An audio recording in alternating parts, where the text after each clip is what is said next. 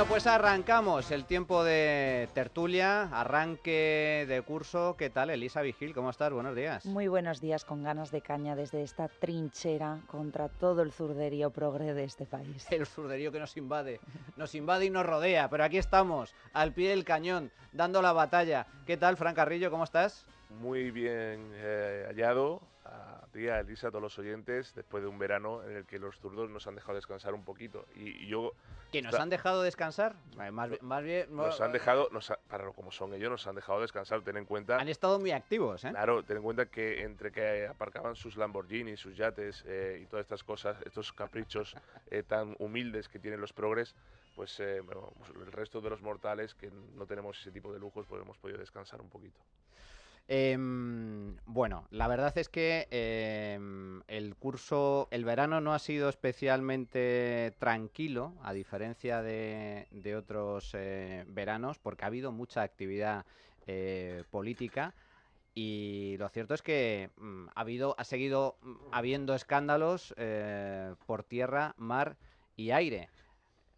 Nos faltaba el tercero en discordia, Raúl Vilas, director de Libertad Digital. ¿Cómo estás? Muy bien, encantado de ¿Qué tal el compartir verano? ¿Todo trinchera bien? contigo, como siempre. Pues como siempre, yo encantado de que arranques la temporada con nosotros. ¿Qué tal el verano? ¿Bien? Muy bien, muy bien. Bueno, bien a nivel personal, perfecto. Sí. A nivel político, institucional... Ahora profundizamos. Ahora profundizamos en ello. Antes de nada, oye, qué mejor que arrancar la temporada. Tenemos desayuno, gracias a Pastelería Saúl, que nos invita a desayunar todos los fines de semana, así que, bueno, con el café, la verdad es que estamos bien servidos, ¿eh? Tenemos aquí dos bandejas de pasteles de primera que nos van a venir muy bien para aguantar el tirón. Oye, de todos los escándalos, las diferentes noticias que nos han acompañado este verano, hemos tenido la no declaración de Pedro Sánchez en Moncloa por parte del juez Peinado. Hemos tenido la fuga surrealista de Puigdemont. Hemos tenido la investidura de Salvador Illa a cambio de un cupo catalán que todavía desconocemos cuál es el detalle. Hemos tenido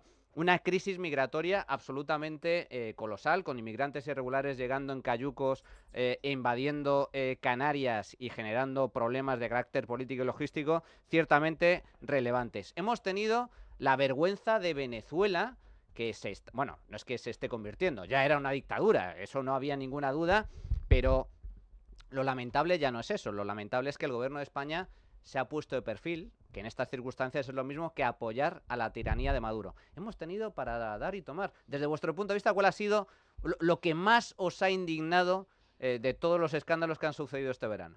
Raúl. El asunto de Venezuela, no tanto por lo que sucede en Venezuela, que no es que es un régimen criminal desde hace muchos años, sino por la actitud de la comunidad internacional en general y de España en particular, que es lo que más vergüenza nos produce a nosotros, claro, como españoles, y en concreto el papel de José Luis Rodríguez Zapatero, que un expresidente del gobierno español sea pues el protector de una dictadura como la de Maduro. Es una verdadera vergüenza. La posición del Partido Socialista español es vergonzosa, porque ahora mismo ponerse de perfil equivale a respaldar a Maduro. Maduro lo único que necesitaba después de un fraude, nadie duda que ha habido un fraude electoral, ni dentro de Venezuela ni fuera de Venezuela. Ni siquiera los que apoyan a Maduro dudan de que las elecciones están amañadas. La cuestión es que si no tomas una posición beligerante contra el régimen, de apoyo a la oposición, pues estás dando tiempo a Maduro, que es lo que necesita. Lo necesita para incrementar todavía más la represión, detenciones, asesinatos y bueno, yo creo que lamentablemente en los próximos meses veremos cómo el éxodo de venezolanos continúa, se incrementa.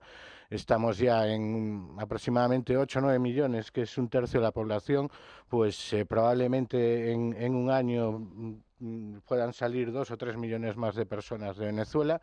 Sabemos que la gente que está allí y que no ha salido es porque no ha podido, por cuestiones económicas, conseguir un pasaporte, pues tienes que sobornar y demás, pero que hay mucha gente trabajando para irse y tenemos el ejemplo de Cuba, que además Cuba es precisamente quien nombra a Maduro y Cuba es la inspiración del régimen venezolano, ¿Qué sucede cuando se enquista un régimen de este tipo y una parte muy importante de la población pues se va al exilio? En Cuba está concentrada en Miami, hay casi más cubanos en Miami que dentro de la isla, y es muy triste, pero Ayer mismo porque, o sea, el papel de María Corina Machado, hay que decirlo, es heroica. heroico. Es heroica. No, Se juega su vida, ¿eh? Durante años se reprochó a la oposición venezolana pues que no era capaz de unirse, que no era capaz de presentar una alternativa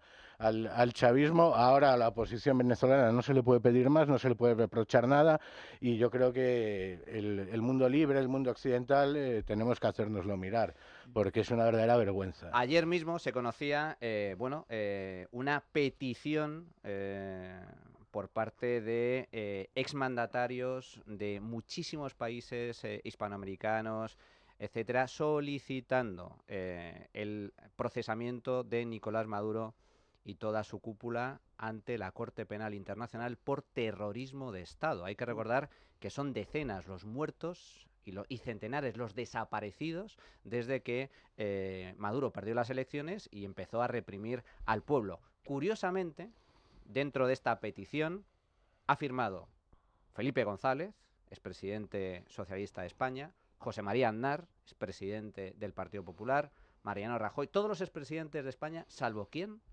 Salvo Rodríguez Zapatero, que es socio y aliado del tirano Maduro. Absolutamente lamentable. Por lo tanto, para ti el mayor escándalo, yo creo que también es uno de los escándalos más mayúsculos de este verano. Elisa, en tu caso.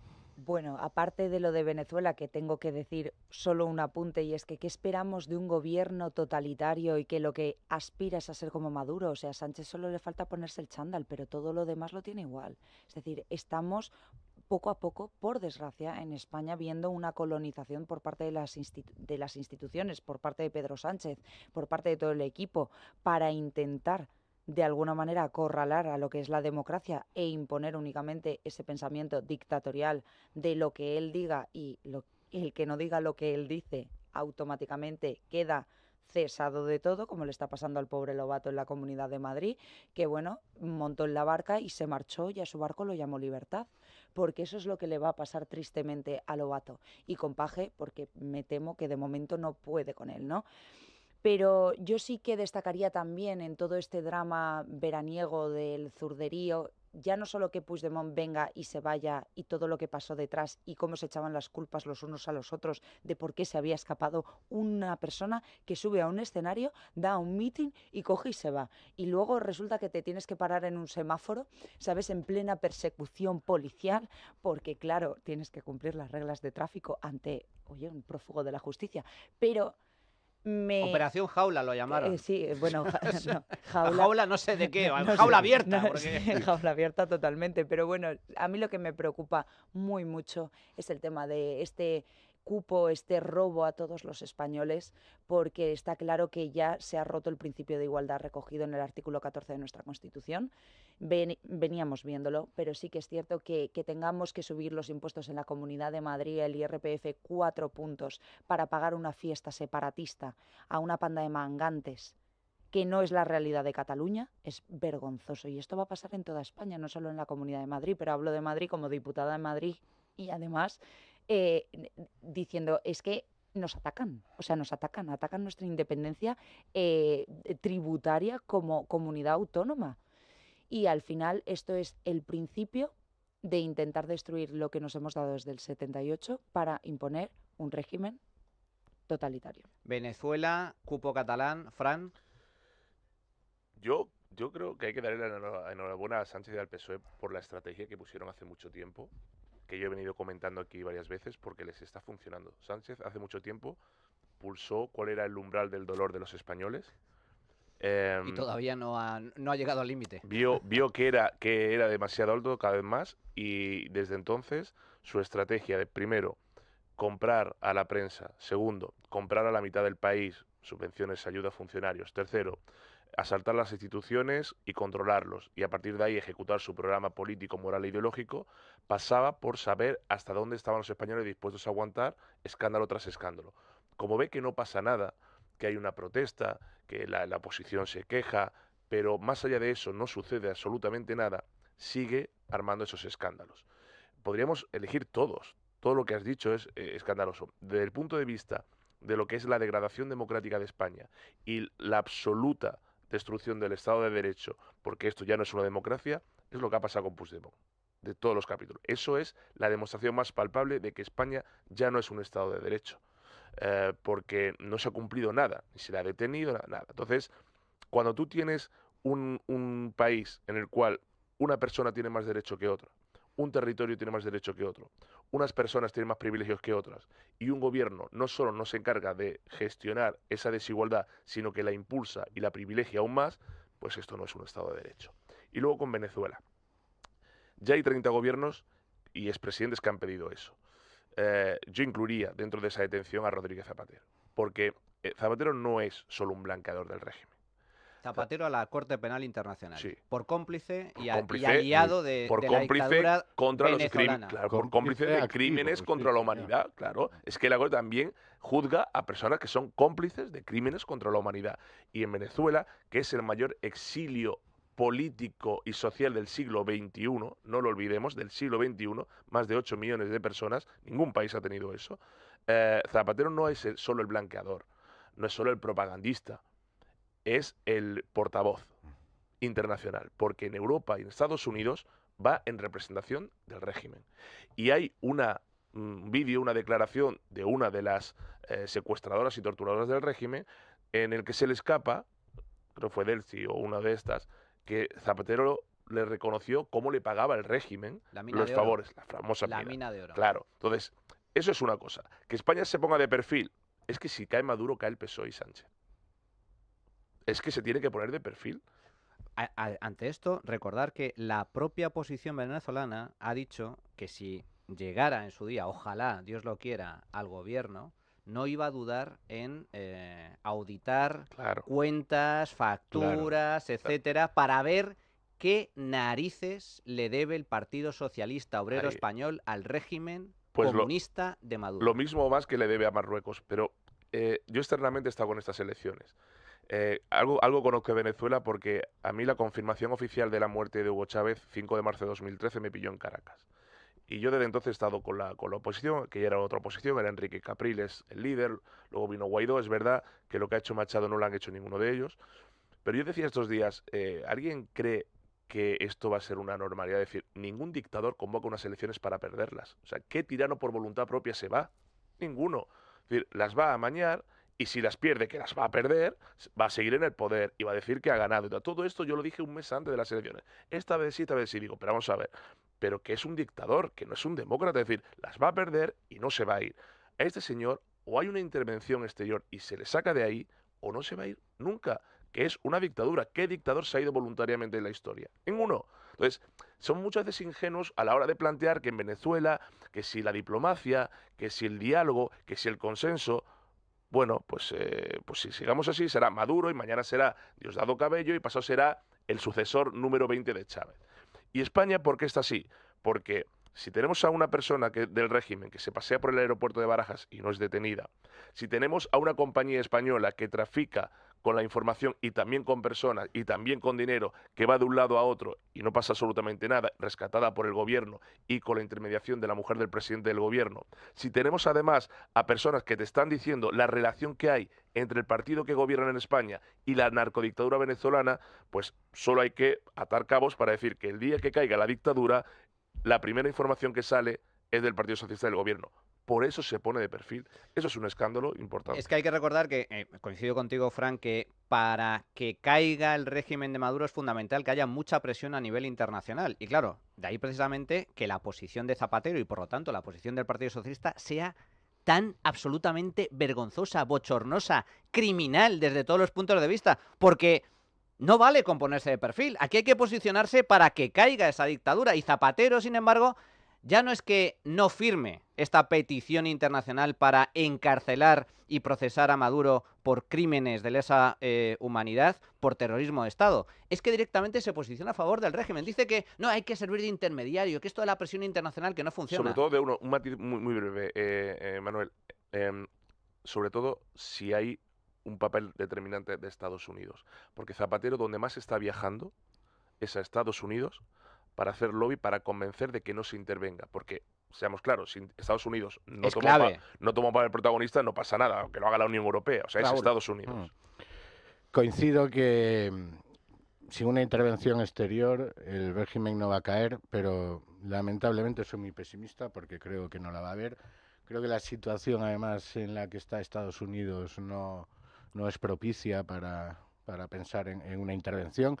Es absolutamente clave lo que has dicho de si cae el régimen, la porquería, por no decir otra palabra, que se encontraría bajo las alfombras, pues probablemente haría caer al gobierno de España. Y en particular afectaría a Rodríguez Zapatero, sin ninguna duda.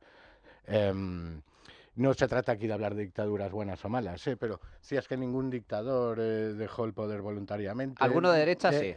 Yo pienso, bueno, Franco se murió, pero el franquismo pilotó la transición.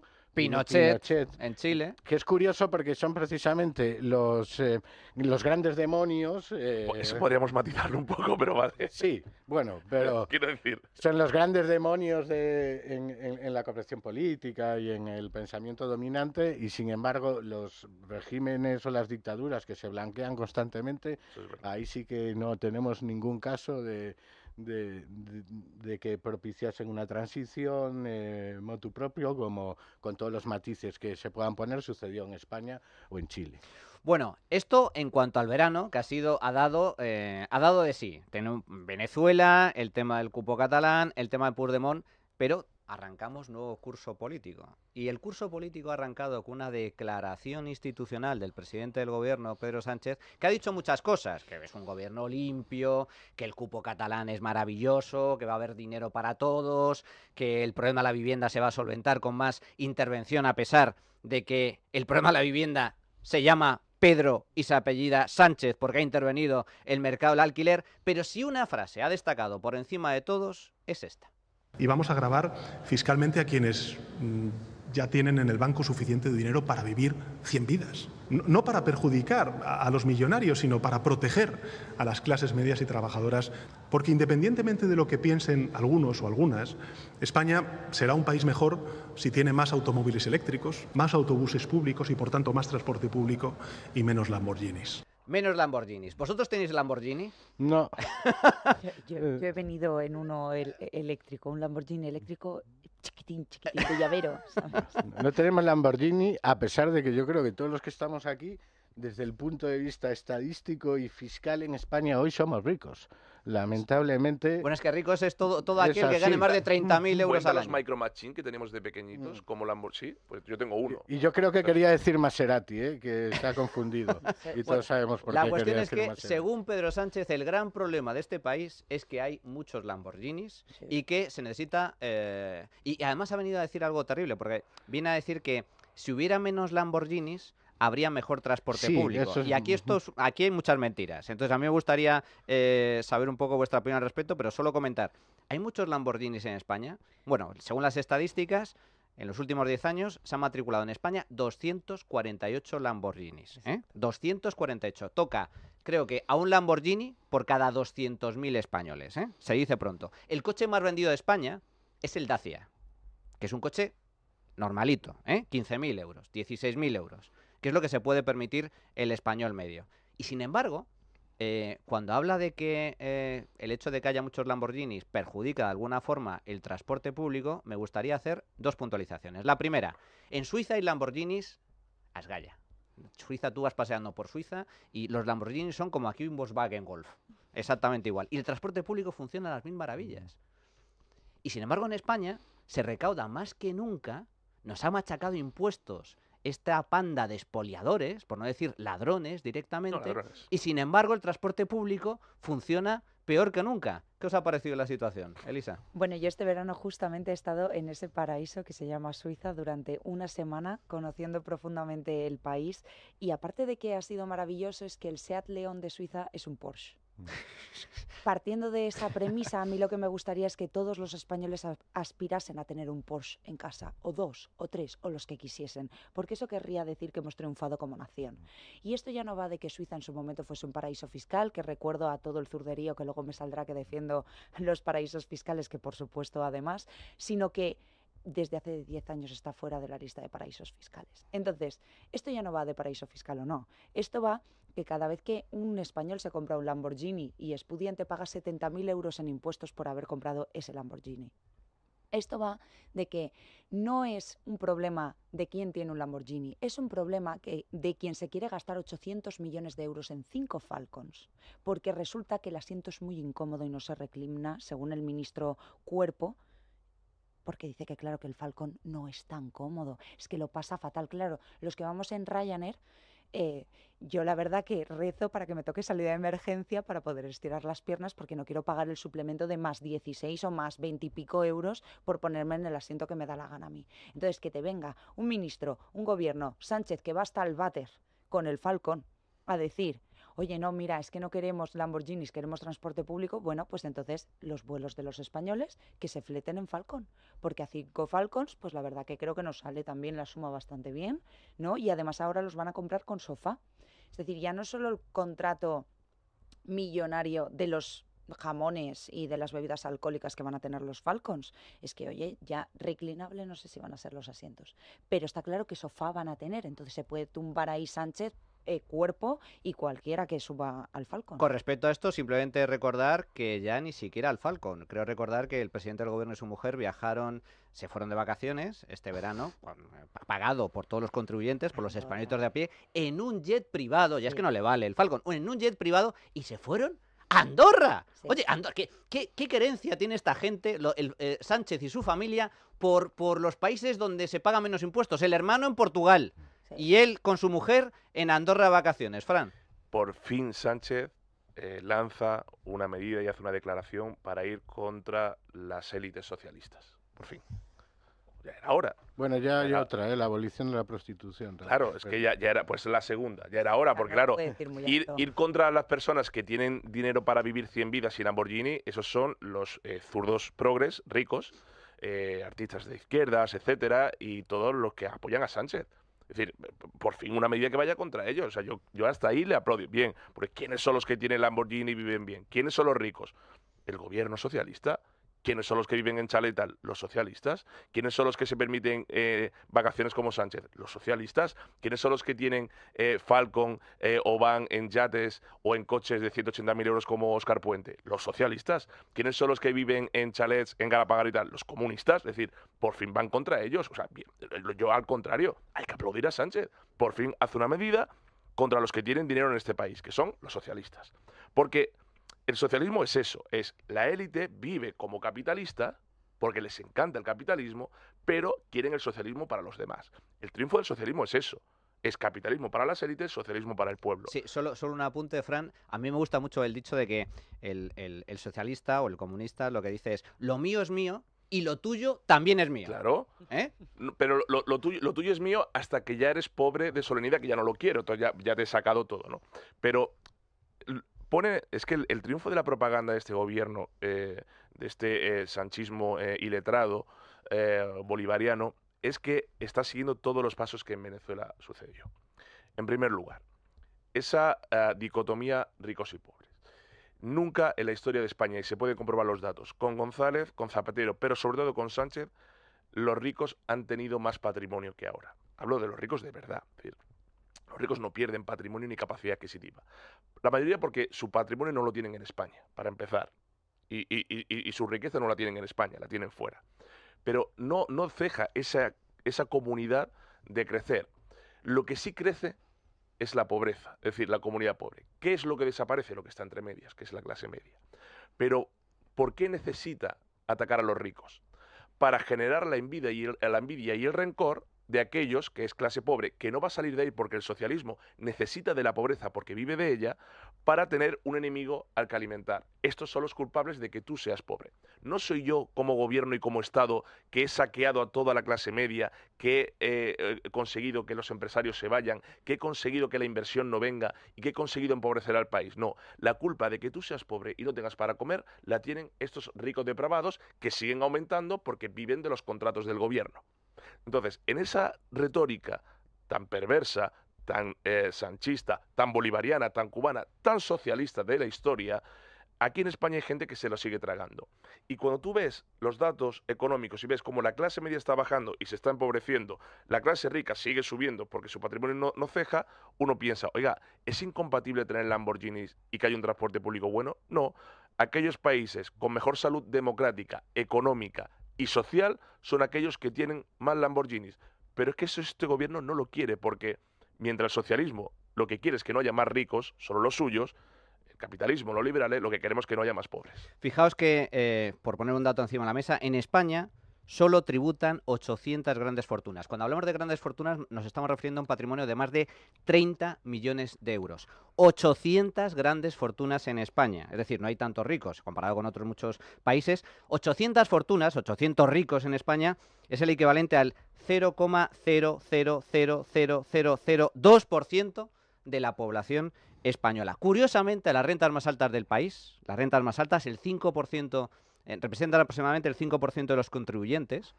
El 5% son rentas altas, aportan el 40% del IRPF. Eso de que los ricos no pagan impuestos son los que más aportan en IRPF. Pero como bien comentabais, es que el problema no es ese. El problema es que, como España se está empobreciendo, las rentas altas, que consideran ya prácticamente renta alta o rico, a los ojos de Hacienda, a partir de apenas 30.000 euros brutos al año. Claro, cada vez bajan, es decir, es Exacto. que estos ricos, digo, bueno, es que solo quedarán los ricos socialistas. Entre esos 800 millones no está Pedro Almodóvar, que tributa en paraíso fiscal, y no está el presidente de Prisa, el señor Ogurri. Pero fijaos, Sí. y ahora te doy paso, Raúl, es que esto creo que la mejor respuesta a esta frase absolutamente lamentable y errónea, profundamente sectaria del presidente del gobierno, no se ha producido en España. La mejor respuesta que le han dado a Pedro Sánchez viene de Argentina. El portavoz del gobierno argentino, Manuel Adorni. Un presidente Sánchez que tampoco parece tener pudor de meter la mano en el bolsillo de los contribuyentes españoles. Yo me pregunto, en todo caso, ¿qué es lo injusto, no? El sistema que premia a quien emprende, invierte y disfruta del dinero ganado a costa del esfuerzo personal, o el político que a punta de pistola pretende robarte a vos y a todos nosotros lo que nos ganamos con el sudor de nuestras frentes. Hay un punto en el que coincido con Sánchez, y es el más transporte público y menos Lamborghinis. El que quiere menos Lamborghinis para el sector privado, yo quiero menos Lamborghinis para los políticos corruptos. Raúl. Es que los socialistas no es que no quieran que la gente tenga Lamborghinis. Lo que no quiere, o sea, lo que quieren es decidir ellos quién tiene los Lamborghinis y quién no los A los tiene. demás. Y Repartirlos evidentemente entre deciden, ellos. Claro, pero al hilo de lo que explica Fran, de la cuestión del relato este demagógico es clave, porque fijaos que se habla en términos de ricos y pobres, no de riqueza y de pobreza. Se personaliza para generar eso, la envidia y el resentimiento social de aquellos que le van peor hacia los que le van mejor, porque ningún dirigente cabal podría salir públicamente a clamar contra la riqueza. Yo no quiero que haya riqueza, no, yo no quiero que haya ricos. Pero claro, si hay riqueza, va a haber ricos. Entonces, eso permite, pues, culpar siempre, responsabilizar siempre a esos ricos malvados para legitimar unas políticas que además es un bucle, porque son unas políticas que provocan más pobreza, más gente dependiente del Estado, y entonces necesita esa retórica de culpar a los ricos para que esa gente no se rebele contra el Estado. Y esa es la cuestión de fondo. Elisa. Bueno, yo quería hacer un apunte aquí que lo comentábamos justamente, y es que actualmente hay un 26,5% de familias en España en riesgo de pobreza, lo que equivale a 13 millones traducido. 13 millones de hogares españoles están en riesgo de umbral de pobreza, pero si nos comparamos a nivel europeo, que eso siempre son datos, como digo yo, buenos para ver la foto, está Rumanía, Bulgaria y en tercer puesto nosotros. Es decir, estamos en el podium de los más pobres de Europa. Y eso debería ser algo para mirarnos. Pero claro, yo he visto esta última semana que el SEPE, cuando tributas durante 90 días, que has trabajado durante 90 días, tienes derecho a una ayuda de 3.000 euros. ¿Aquí quién va a trabajar? Peter va a trabajar. Mira, Peter. una cosa. Es que no puede ser, o sea, es insostenible. Es que si te fijas en la riqueza, el argumento se cae, porque es evidente que a mayor riqueza va a haber mejor transporte público y mejor servicios públicos. Los países más ricos, yo recuerdo que muy jovencito, cuando viajé por primera vez a Holanda, a Alemania, me quedé alucinado. Una maravilla. Decía, claro, y seguro que en aquel momento en Holanda había muchos más coches deportivos que en España. Pero porque se recauda más por una cuestión de lógica, porque es una cuestión de riqueza, no de ricos, es que esa es la clave. Pero es la retórica cuando hicieron, pero además que hay mucha parte de la población que lo defiende. Yo quiero tener un trabajo digno, con un sueldo digno, pero no quiero empresarios en España. Pues ya me dirá usted cómo lo hace. O sea, estás en contra de los empresarios son malvados, pero quieres un trabajo. Pues ¿quién te lo va a dar?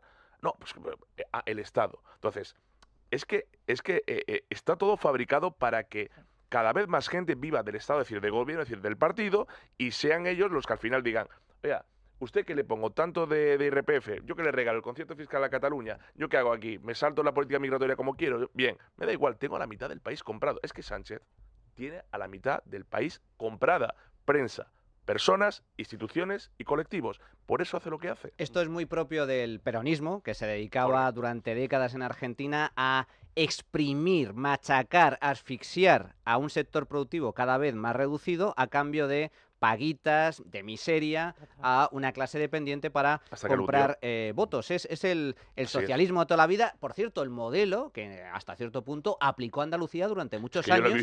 Durante muchos años en Andalucía. Claro, a mí no me tienen que explicar, yo lo he vivido. Y lo que pasa es que ahora Sánchez lo está extendiendo. Y por eso es tan importante esta frase del Lamborghini de Pedro Sánchez, porque ejemplifica a la perfección cuál es la mentalidad del socialismo. Ellos hablan de que hay que redistribuir la riqueza como si la riqueza fuera una tarta caída del cielo.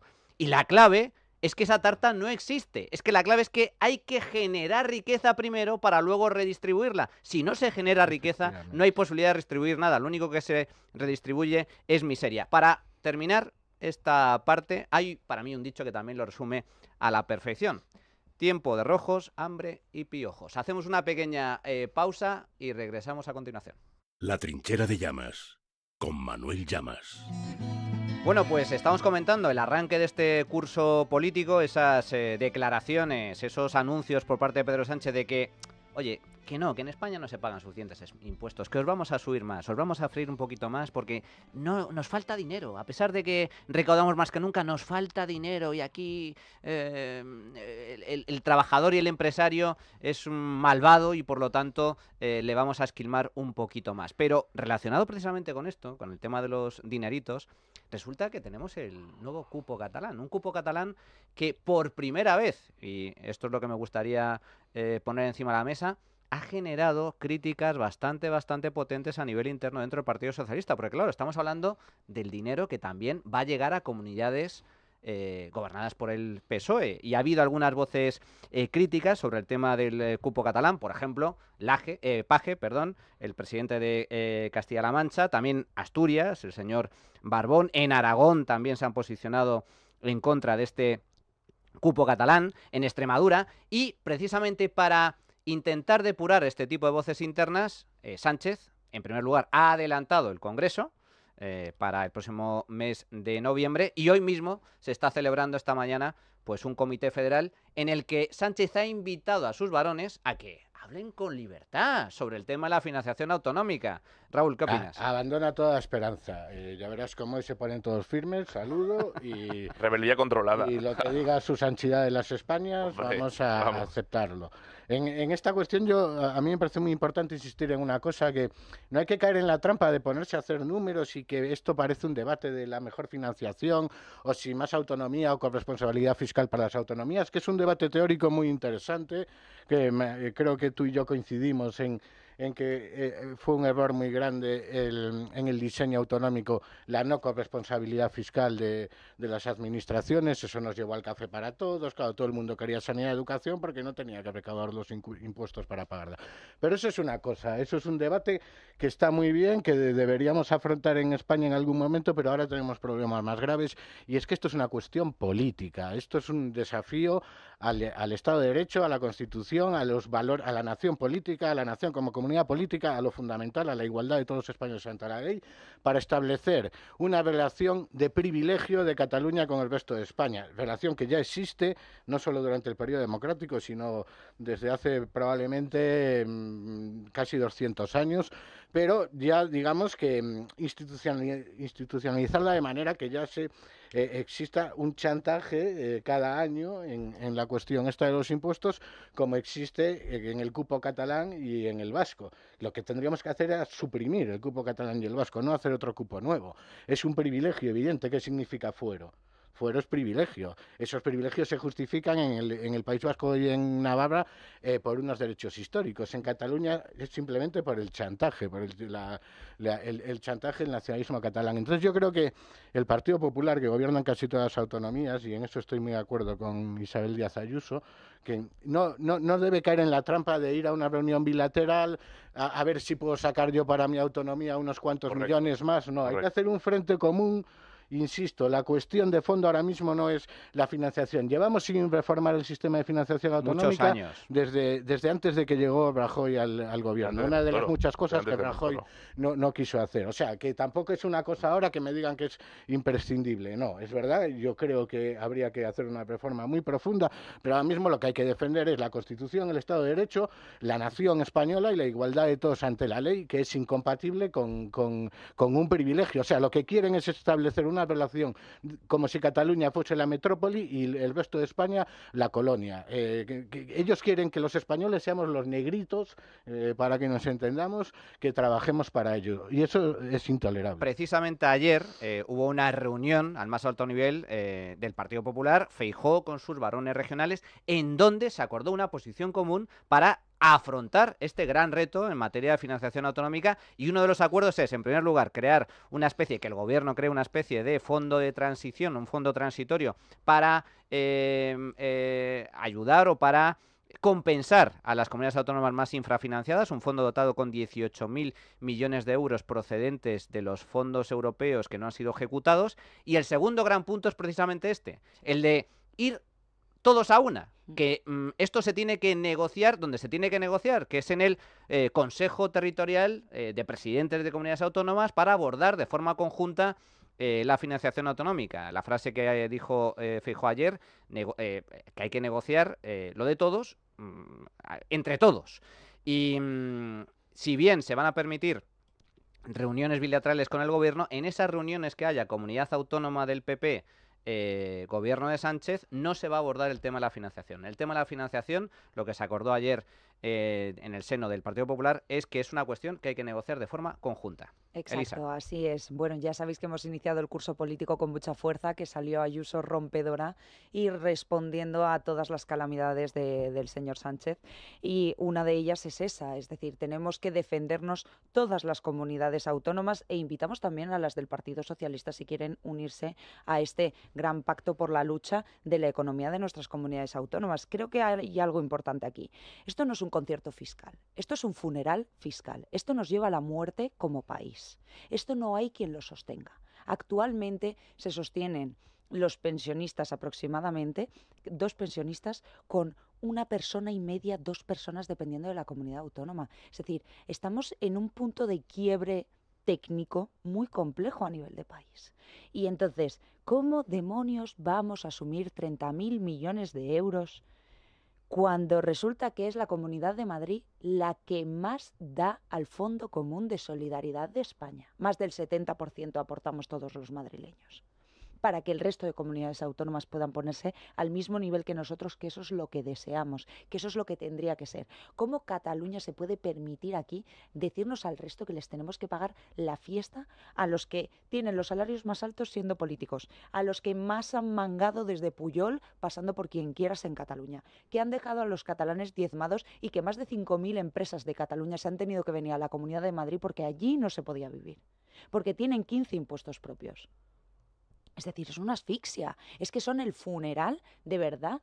Esto puede suponer el antes y un después de qué va a pasar con España. España aquí puede realmente reventar, porque hasta los del PSOE, de verdad yo creo que en esto sí que tú no puedes decir yo voy a perder dinero por pagárselo a Cataluña. ¿Qué va a pasar con País Vasco? El niño bonito. ¿Qué va a pasar? ¿Va a seguir apoyando al gobierno del Partido Socialista? Hombre, Lo que está claro es que aquí esto del cupo catalán supone un punto de inflexión en materia de financiación autonómica, porque esto va a suponer, en caso de que se apruebe, que Cataluña va a gestionar hasta 13.000 millones de euros más al año. Pero si eso significa que va a haber 13.000 millones de euros menos a repartir entre las diferentes comunidades autónomas. Y aquí es la clave, Fran, me gustaría saber tu opinión al respecto. El Comité Federal de hoy, ha habido voces públicas dentro del seno del PSOE diciendo... señor Sánchez, esto es una línea roja, línea roja. Asturias, Extremadura, Castilla-La Mancha, Aragón, ¿qué va a pasar a nivel interno? ¿Qué va a pasar en este Comité Federal? ¿Se van a atrever los críticos a levantar la voz? ¿Qué va a hacer Pedro Sánchez con sus varones díscolos? Disonancia controlada al rojo vivo. Es que se rompe la igualdad y tal. O sea, nada. Cada uno a proteger su reino de taifa. Es que es el PSOE, es que tenemos ya la historia detrás, que sabemos cómo actúa y cómo funciona. Vamos a ver varias cuestiones. A mí como liberal me parece bien que se descentralice el poder y que cada territorio pueda gestionar sus impuestos, pero todos. No unos sí y otros no. Es decir, no vería mal eso, pero que lo haga Cataluña, Andalucía, Extremadura, todos. Como liberal me gusta que esté descentralizado. Igualdad ante la ley. Claro, o sea, bueno, todos jugando con las mismas reglas de juego. Todos, bien. Como esto no va a pasar, me parece muy bien que haya una estrategia política en la cual, pues como se ha hecho desde Madrid, no, mira usted, es que no hay que, a este señor no hay que darle ni un segundo de ventaja, ni un milímetro. El relato que está triunfando en el mundo desde el punto de vista del Frente Liberal Conservador, que es el de Argentina, de cómo hay que tratar, de cómo hay que enfrentar, de cómo hay que confrontar, de cómo hay que responder y cómo no hay que dejarle ni un milímetro de margen al zurderío, que aquí se encarna muy bien desde Madrid, sobre todo, es el que hay que hacer todos los días. Porque tú no puedes ir a un debate diciendo, vamos, el problema es la financiación autonómica, eso es macropolítica y eso es retórica que la gente de la calle no entiende. La financiación autonómica, 4.000 tú, 3.000 no. Vamos a ver, ¿qué supone que tú le des 30.000, le regales 30.000 millones a Cataluña? ¿Qué supone en hospitales, colegios públicos en Extremadura y Andalucía que no se van a hacer? Explicárselo eso a un socialista de calle o a un votante de calle. No se lo digas en que Andalucía está infrafinanciada, Extremadura está infrafinanciada, nos corresponden 2.500 millones porque en el marco del Consejo Interterritorial y tal, pero a la gente de pie eso que le importa. Háblale de, oiga, usted mañana va a pagar un 30% más de IRPF, es decir, le van a quitar tanto dinero al mes porque hay que pagar a un señor que es un golpista y a otro señor que han entrado en la cárcel, porque ese es el chantaje. ¿Y eso qué significa? Que a usted mañana le va a costar más ir a trabajar, que a usted le va a costar más pagar la bolsa de la compra, que a usted le va a costar más pagar la luz, pagar el agua, pagar el IVA de los productos que consume. Y al mismo tiempo no va a poder llevar a sus hijos al colegio porque le va a costar más. Eso es lo que supone que este señor, por 7 votos, le haya dado 30.000 millones a Cataluña. Déjate de consejos territoriales de política, que eso es la macropolítica y que la gente no está en eso. Entonces, ese relato es lo que el Frente Liberal Conservador debe entender. Por un lado, por estrategia política, todos a una, me parece muy bien. La disonancia controlada del Consejo General Federal, yo ya me la sé de memoria, en fin. Venga, salir los polis malos a decir 4 voces para que vean que aquí hay democracia y libertad, pero todos a una, como Fuenteovejuna. Pero a partir de aquí, oiga, el relato, el discurso, la retórica no puede ser esa, tiene que ir un poquito más a la calle.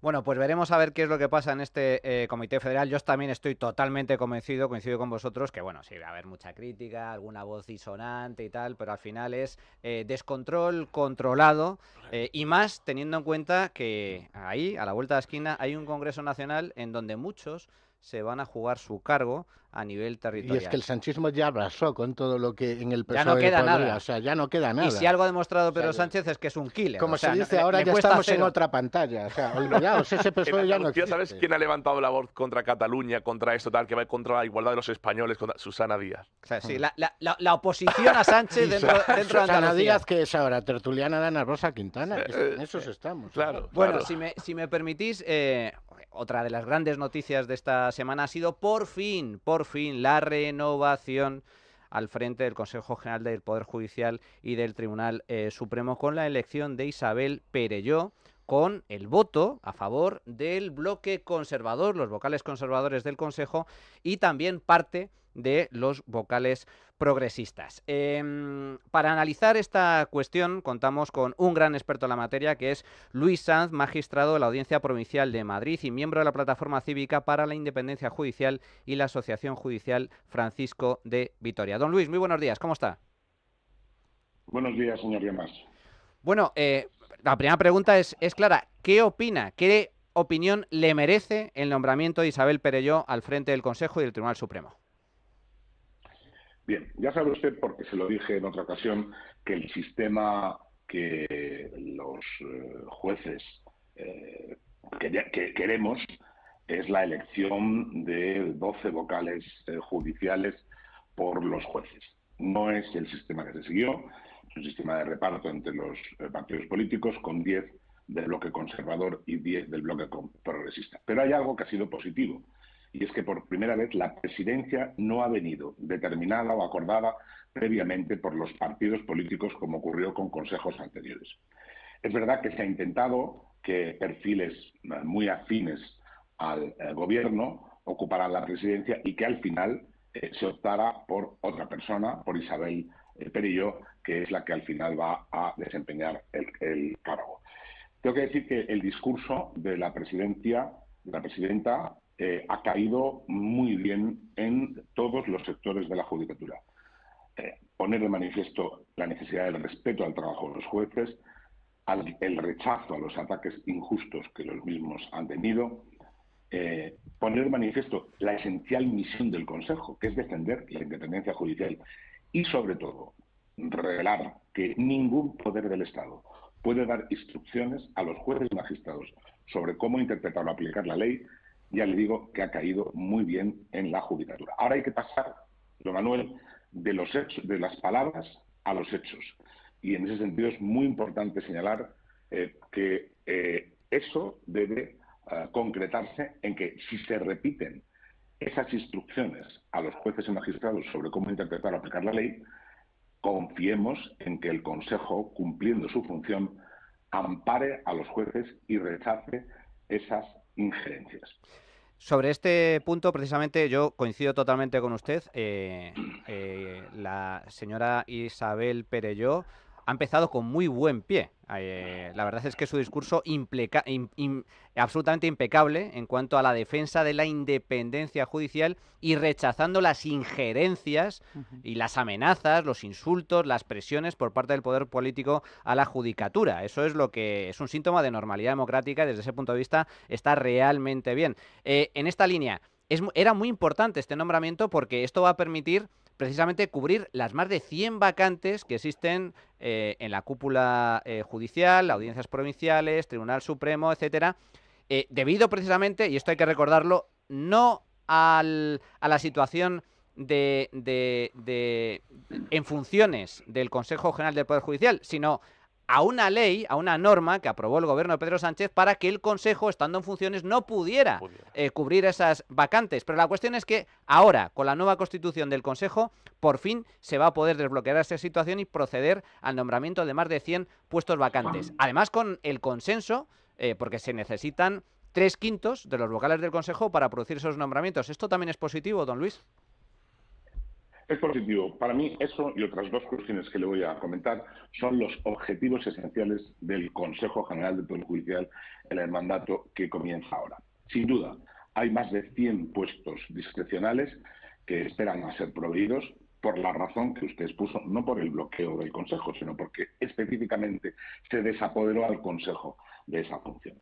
Que es, desde mi punto de vista, del punto de vista de la plataforma y de la asociación, lo que debe hacerse aquí. Proveer esos puestos con arreglo a los principios de mérito y capacidad. Hay que elegir a los mejores para esos puestos. Correcto. Y es importante eso porque el Consejo hoy está formado exclusivamente por miembros de la Asociación Profesional de la Magistratura y de Jueces para la Democracia, y podría existir la tentación, esperemos que no, de repartirse entre los asociados esos puestos. Lo digo porque, por ejemplo, Jueces para la Democracia representa a una tercera parte del Consejo y tiene un 8% de la carrera. Confiemos en que no sea así y que se examine a los compañeros en función de su capacidad y mérito. Segundo objetivo que me parece esencial. Hay una absoluta insuficiencia de jueces en España que ha provocado o está provocando un colapso judicial. Los ciudadanos que tienen pleitos en los juzgados saben muy bien de lo que hablo. Fíjese usted, señor Llamas, en Europa hay 21 jueces por cada 100.000 habitantes. En España, 12 jueces por cada 100.000 habitantes. Como, por ejemplo, Georgia, Armenia y Azerbaiyán. Ese es el puesto en el que nos encontramos. Y además, le adelanto de que va a haber próximas jubilaciones muy importantes, porque la generación del baby boom está ahí, entraron muchos jueces y fiscales entonces y se van a jubilar. Por lo tanto, es imprescindible una convocatoria de plazas de oposiciones mucho mayor de la que pactaron el Partido Popular y el Partido Socialista, de 200 plazas por año. Y el tercer objetivo es que recuerde usted que en el pacto en cuestión hubo un compromiso para elaborar un nuevo sistema de elección. El Consejo debe trabajar en la realización de un informe de un nuevo sistema que deje en manos de los jueces la elección de los 12 vocales judiciales. Y confiemos en que ese mandato se lleve a cabo lo antes posible. No puedo estar más de acuerdo con usted, don Luis, porque la justicia, por desgracia, es la gran maltratada de los presupuestos públicos del Estado. Y una justicia que no funciona, o una justicia que llega tarde, en el cual tienes que tirarte años y años para que haya una resolución, no es justicia. Para terminar, don Luis, pero como nos estamos quedando sin tiempo, necesito que sea muy breve, con una palabra. ¿Cómo adjetivaría el discurso o la intervención que dio en esa misma apertura de la carrera judicial el fiscal general del Estado, García Ortiz? Hay un punto que me parece muy negativo. La acción popular está en la Constitución. Puede perfilarse, podemos arreglarla, podemos modificar algo. Pero le digo algo muy importante, señor Llamas. Eliminar la acción popular y al mismo tiempo, como parece que se pretende, quitar la instrucción a los jueces y dársela a los fiscales con una fiscalía tan fuertemente dependiente del gobierno como ahora existe, es una garantía para que no se realice ni una sola investigación que afecte a posibles conductas delictivas de los políticos. Es una garantía para la impunidad. Por tanto, mi valoración no puede ser más que negativa. Don Luis Sanz, miembro de la Plataforma Cívica para la Independencia Judicial y la Asociación Judicial Francisco de Vitoria, muchísimas gracias, fuerte abrazo. Muchas gracias, mi amable. Bueno, pues luego profundizaremos. Me gustaría también saber vuestra opinión sobre esta renovación del Consejo General del Poder Judicial, pero antes una pequeña pausa.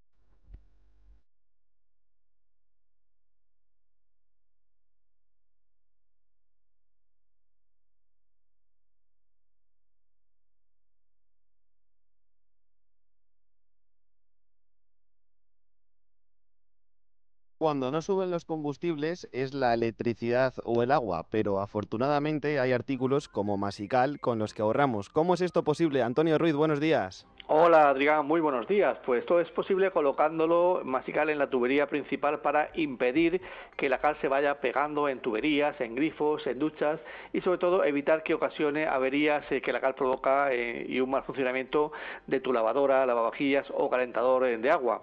Con Masical las aguas duras se van a comportar como aguas más blandas y ello va a suponer una mejor disolución de los productos de limpieza y además una mejora importante en el lavado de la ropa, la vajilla, cristalería, grifería, sanitarios, etcétera, etcétera. Además yo sé que tiene todavía muchos más beneficios.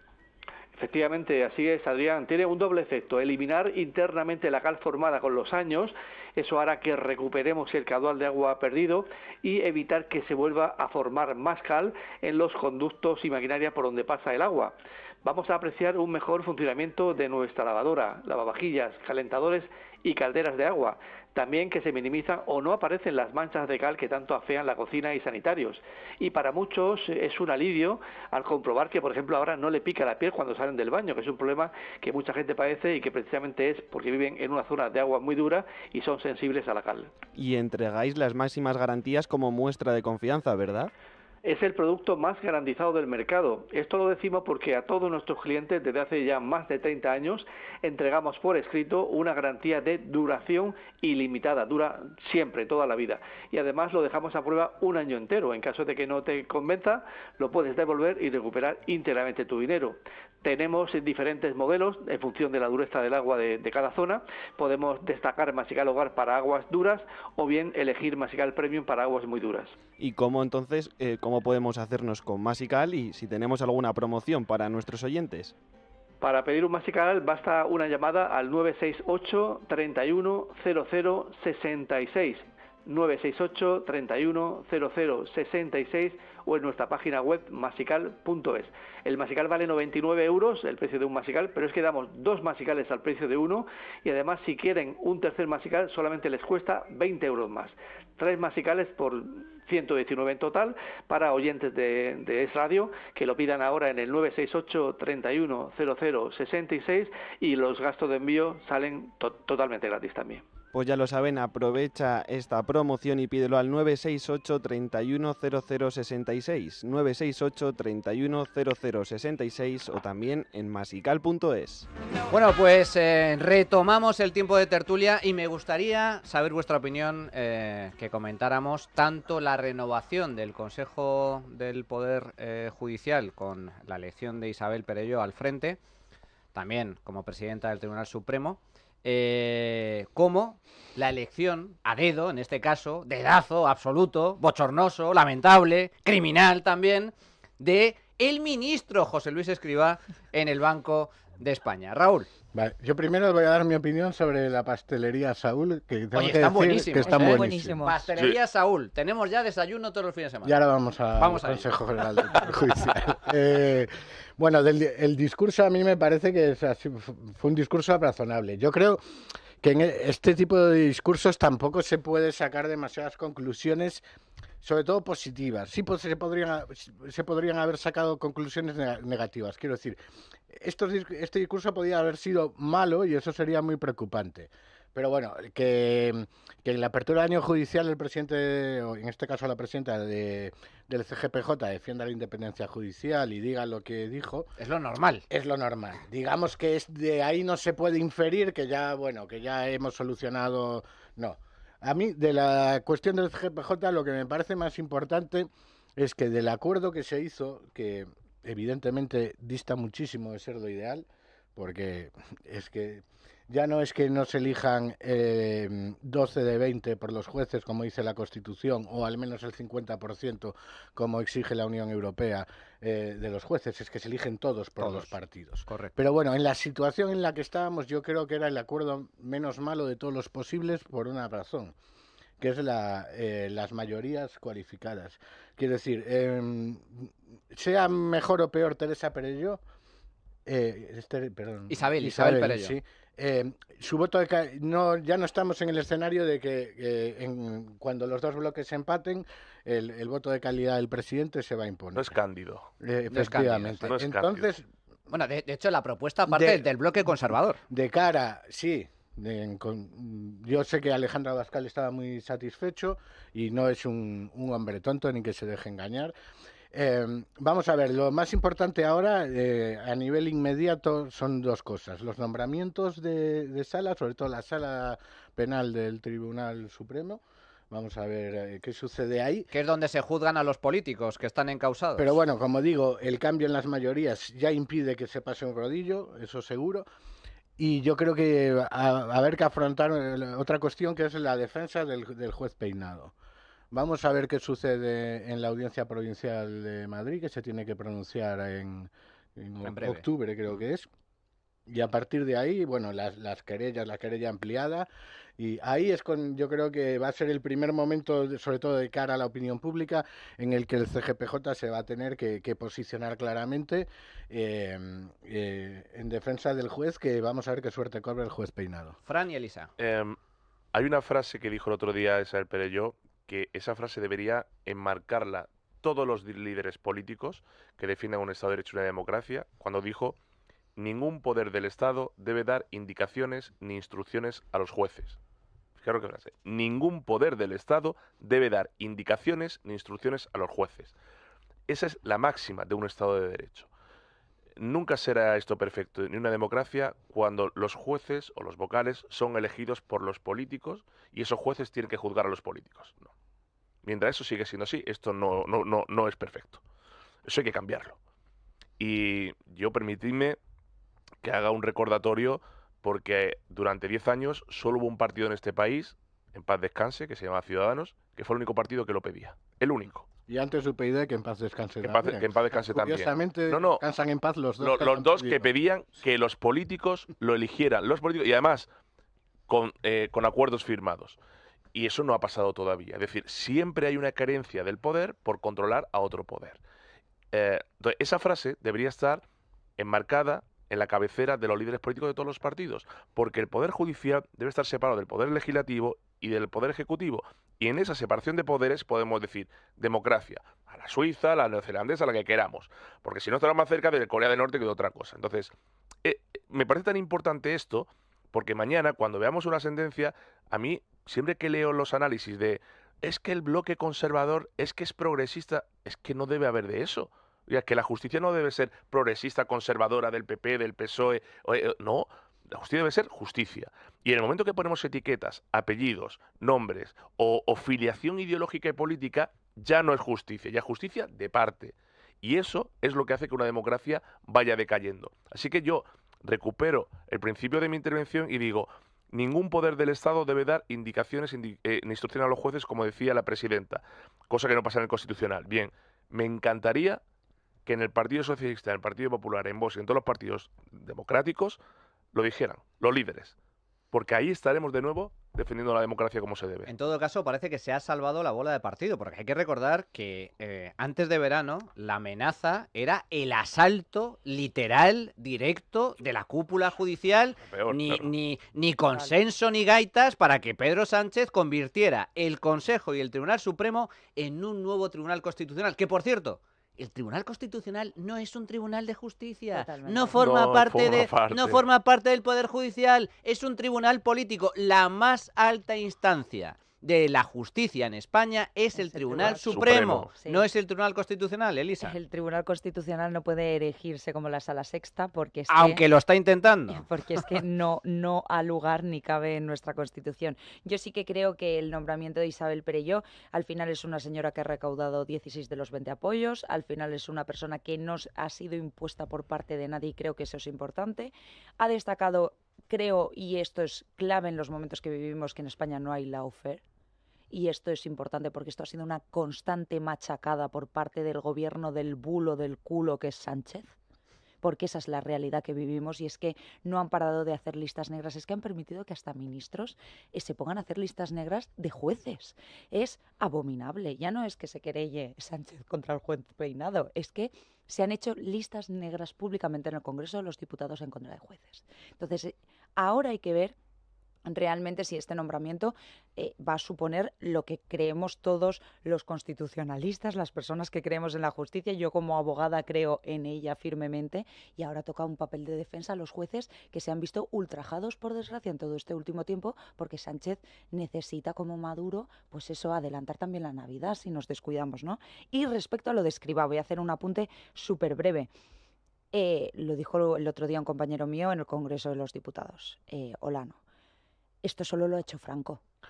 Poner a un gobernador que sea ministro, pero literal, del Banco de España, no es algo inventado. Solo lo ha hecho Franco. El último ministro que fue nombrado gobernador del Banco de España fue bajo la dictadura franquista. Pero es que Sánchez admira a Franco, si es que lo digo siempre. Franco es que igual a Sánchez. Es que yo estas cosas me encantan, es el nuevo caudillo. Esto es como recordarles a la izquierda que Hitler era nacionalsocialista.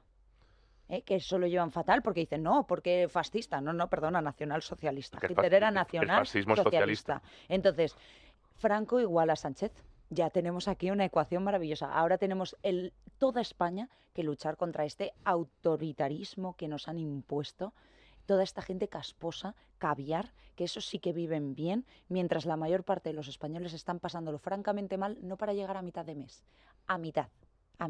A final ya no, a mitad de mes. No se han podido ir de vacaciones tantísimas familias que te escriben por redes y mientras tanto esta gente está preocupada, pues eso, de que les apoyen los presupuestos generales del Estado o que el propio Escrivá va a ser juez de esos presupuestos generales del Estado. El que los ha hecho va a ser juez de sus propios presupuestos. Esto es el absurdo. Un nuevo ejemplo de esta colonización de las instituciones por parte de Sánchez, precisamente también coincidiendo con el arranque del año judicial, importante también ese contraste entre, justo lo que comentabas tú, Raúl, un discurso lógico y normal en boca de la nueva presidenta del Tribunal Supremo, que es lo lógico en cualquier democracia, defender la independencia de los jueces frente al poder político, frente, esto es lo relevante, el contrapunto. Fiscal General del Estado, Álvaro García Ortiz, diciendo que, primero, su figura es una figura independiente, que es, vamos, yo las risas en la sala creo que, al menos a nivel interno, tenían que ser sonoras. Independiente de la razón y del sentido común, sí. Y luego, la segunda, el tema de el peligro de la acusación popular. Oiga, es que la acusación popular, y te doy paso, Raúl, está protegida constitucionalmente, pero es que además, sin acusación popular, entre otras cosas, no se podría haber investigado a Begoña Gómez. Es que, más allá de la cuestión teórica que explicaba el magistrado de lo que supondría suprimir la acusación particular, popular en paralelo a darle la instrucción a la Fiscalía, es que además lo dice en nada menos que en el acto solemne de apertura del año judicial, cuando precisamente la mujer del presidente del gobierno está sentada no está sentada en el banquillo, pero probablemente lo esté, o está siendo investigada por la acción popular. Y esto es muy indicativo de dónde está el sanchismo, porque es ya la desfachatez absoluta. Ya ni siquiera se guardan las formas, ni siquiera hay decoro. En todas las democracias, incluso aquí en España, en el felipismo, pues siempre ha habido intentos de condicionar a la justicia, de invadir sus competencias. Bueno, de hecho, el problema de la justicia lo arrastramos desde el año 85, cuando Guerra dijo lo de que Montesquieu ha muerto, pero se hacía, digamos, con vergüenza torera, o sea, por lo menos se intentaba disimular o tal, pero ahora ya estamos en un grado de desfachatez que ya da igual, ya ni se guardan las formas. Entonces, estando Begoña Gómez siendo investigada por una acusación particular, sale el fiscal general del Estado diciendo, ¡hala!, hay que eliminar porque evidentemente la Fiscalía depende del Gobierno, como bien dijo Sánchez, orgánicamente, y no podemos pedir que sea independiente, pero es que en la democracia es un régimen también formal, de guardar las formas.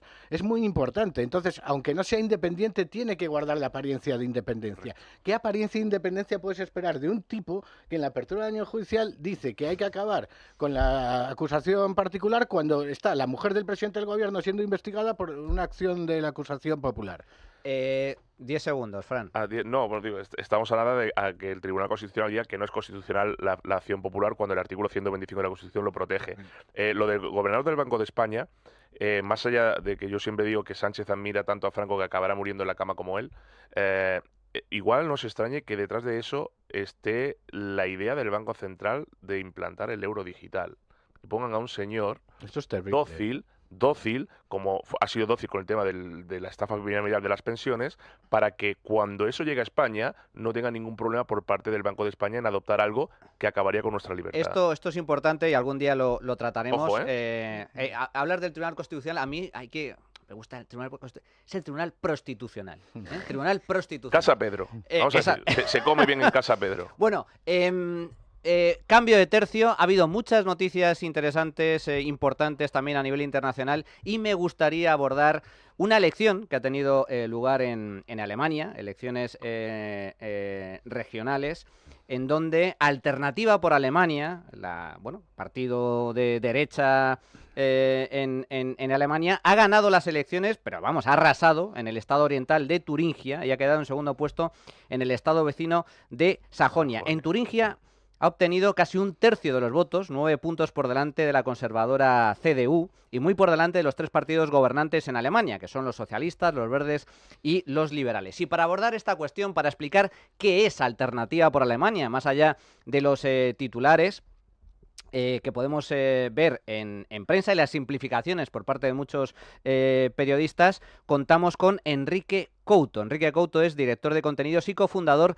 de Visual Politics, el canal más visto en materia de política, sobre todo política internacional, un gran canal absolutamente recomendable en esta materia de habla hispana en YouTube, además de un gran conocedor de política exterior. Enrique, ¿qué tal? Muy buenos días, ¿cómo estás? Muy buenos días, Manuel. Muchas gracias por tus palabras y muchas gracias por haberte acordado de nosotros. Hombre, y tanto, claro que sí. ¿Qué mejor que tú para que nos expliques? A ver, después de esta victoria que ha sorprendido muchísimo a nivel internacional, a propios extraños, ¿qué es Alternativa por Alemania? Bueno, pues yo tengo que decirte que eso de que ha sorprendido a muchos es relativo, porque lo cierto, Manuel, es que esto está siendo una ola que creo que estamos viendo en muchísimos países de Europa. Es decir, podemos hablar de Francia, podemos hablar de Holanda, podemos hablar de Suecia, de Finlandia. Al final hay un montón de partidos que se salen de lo que ha sido el discurso político convencional de los últimos años, que están cobrando muchísimo peso electoral, ¿no? Y el último de ellos es Alternativa por Alemania, que, como muy bien dices, pues ha arrasado las últimas elecciones regionales con un resultado extraordinario en la provincia de Turingia, pero también en el Estado Federal de Sajonia, ¿no? Un estado ya de 4 millones de habitantes, donde prácticamente se han quedado a solo medio punto de ganarle a la poderosa CDU, ¿no? Y eso nos habla de un cambio político muy importante. Entonces, ¿qué es Alternativa por Alemania? Bueno, es complicado definir este partido o describir este partido, porque lo cierto es que es una mezcolanza de muchísimas facciones.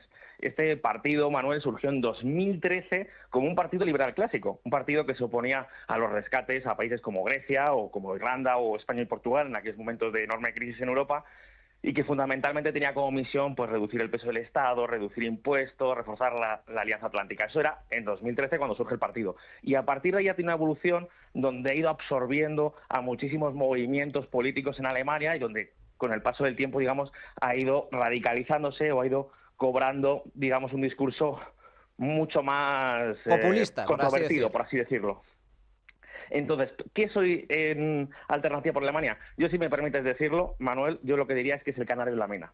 Es decir, es prácticamente un partido político que aglutina un enorme rechazo popular, un enorme rechazo social a lo que, si me permites decirlo, diría que es el modelo político y económico que ha establecido Bruselas en Europa. Y yo aquí, más que fijarme en Alternativa por Alemania, sí que creo conveniente que sería fijarnos en las causas que hacen que la gente diga, oye, yo ya no quiero saber nada de los partidos tradicionales, quiero votar a este nuevo partido porque estoy harto, ¿no? Y ahí yo creo que destacaría tres elementos claves. Uno es la economía. La poderosa economía alemana está en recesión en 2023, en 2024 aspiran a quedarse a cero, las cosas no están yendo bien. Esta semana hemos todos escuchado cómo Volkswagen está tomando la decisión inédita de cerrar fábricas en Alemania, ¿no? Porque las cosas no funcionan. Por ejemplo, por la persecución que Bruselas ha hecho contra el coche, ¿no? En Alemania la industria de automotriz, la industria de automoción es con mucha diferencia la más importante, era prácticamente un emblema nacional, y las normativas y las restricciones de Bruselas, vamos a hablar de ello, pues le están causando un daño atroz y están haciendo pues que, por ejemplo, los nuevos coches eléctricos low cost de China pues estén entrando con barra libre y estén acaparando una enorme cuota de mercado a nivel mundial. Básicamente porque aquí impedimos construir coches que sean baratos, que sean razonables en términos de precio y calidad. Y luego está también el tema del coste de vida, ¿no? Lo que hemos visto en los últimos años con las políticas energéticas, donde ha hecho que, por ejemplo, el precio de la electricidad en Alemania se haya triplicado desde el año 2019. Y luego, por último, el tema de la inmigración, ¿no? La inmigración que puede ser necesaria, que es necesaria en Europa, pero que realmente se ha hecho probablemente sin debidos controles. Y hoy en Alemania hay 7 millones, por ejemplo, hay 7 millones ya casi 7 millones de personas de origen musulmán que viven en Alemania, y donde el problema es que se están reproduciendo muchas de las situaciones conflictivas con las segundas generaciones que ya hemos visto en países como Suecia y Francia, ¿no? Entonces, digamos, ¿qué es Alternativa por Alemania? Y perdona por haberme extendido. Pues básicamente es un movimiento de respuesta a esta serie de incertidumbres o a esta serie de problemas que tienen mucho que ver con la política de Bruselas, con la Agenda 2030 y con todo este tipo de transformación socioclimática que estamos viviendo en los últimos años. Bueno, ahora los oyentes comprenderán por qué invitamos a analistas de alto nivel como Enrique Couto, que ha logrado resumir y explicar a la perfección un fenómeno tremendamente complejo en apenas 3 minutos. Por desgracia, nos quedamos sin tiempo, Enrique, pero te conmino para en próximas fechas profundizar en este y otros fenómenos de política internacional, porque el gobierno, tanto de Turingia como de Sajonia, todavía están pendientes de conformarse, y aquí va a ser determinante el papel de la CDU, que está dispuesto incluso a pactar con los populistas de extrema izquierda con tal de que no gobierne Alternativa por Alemania. Enrique Couto, cofundador de Visual Politics y experto en política internacional, muchísimas gracias, fuerte abrazo. Muchísimas gracias, Manuel, muchísimas gracias por la invitación, un abrazo y estaremos a lo que nos digas. Muchas gracias.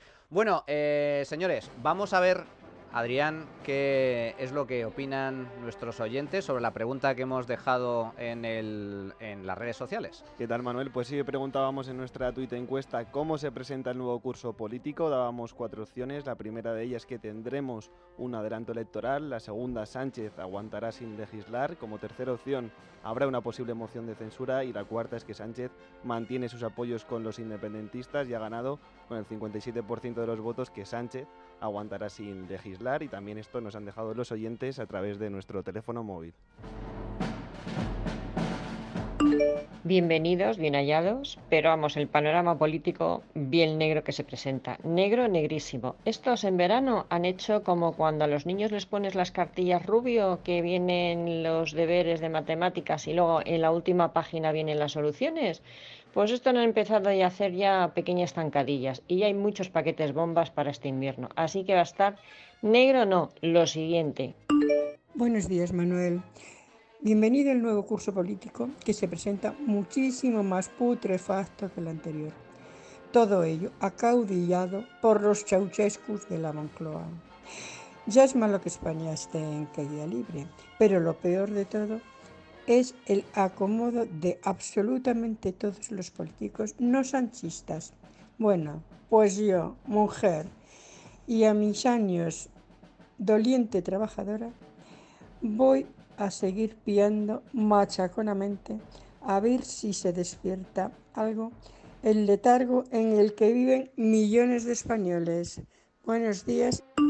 Los García Pajes, los Lobatillos, los Lambán y todos estos no van a hacer nada.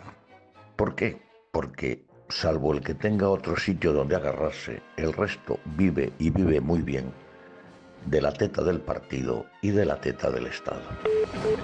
Bueno, pues arrancamos fuerte, arrancamos fuerte este nuevo curso político que a la vista de las declaraciones y los movimientos de Pedro Sánchez va a ser ciertamente complicado, pero aquí estaremos para analizarlo de la mano de los mejores analistas como Raúl Vilar, muchísimas gracias. Un placer.